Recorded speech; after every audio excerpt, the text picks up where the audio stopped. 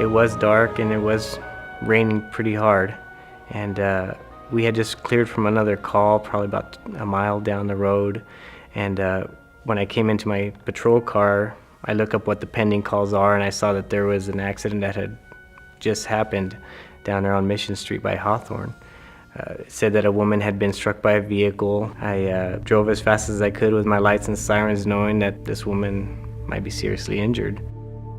When I arrived, there were vehicles stopped on the side of the road, and there was an elderly woman who was saying that she had struck a woman and that they couldn't locate her. She said, "I believe I struck her over by the bridge." With that, I ran towards the bridge. I looked along the edge of the road. It was really hard to see because there's a lot of blackberry bushes. I made it all the way to the bridge that crosses over Mill Creek, and when I went underneath, I saw a gentleman underneath. I recognized him and I said, "Hey, Stephen, have you heard anything unusual?" He said, "Well, I heard a tree branch break over on the other side of the bridge." I realized that if she had gone into the water, she might have floated downstream. So at that point, I ran to the other side of the bridge. As I scanned across with my flashlight, my light hit something that shined in the water, and it was what I recognized was like a tuft of hair. Her head was in the water, but I could see her hair sticking out. It's probably about 15, 20 feet into the water. Being at that time of year, the water was pretty high, but you know, with as fast as it was, I was hoping that she was still alive.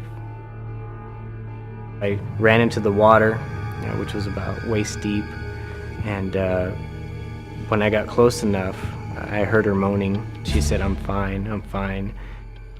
At that point, I tried to pull her from the water, and I was able to move her to the side of the creek, but I couldn't get her out, and I realized that she did have severe injuries.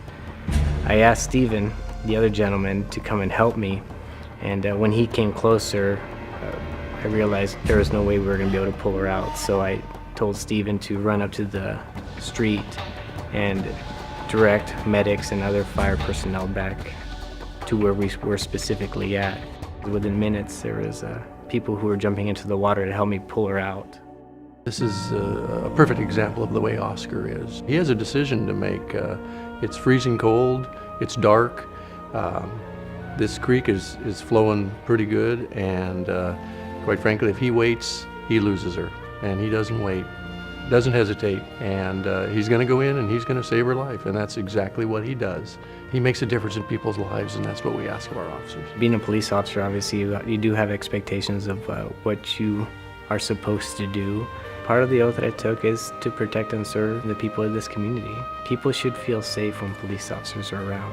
Being a family man, doing his job, I know anything can happen. That's kind of what some say is the beauty of this career.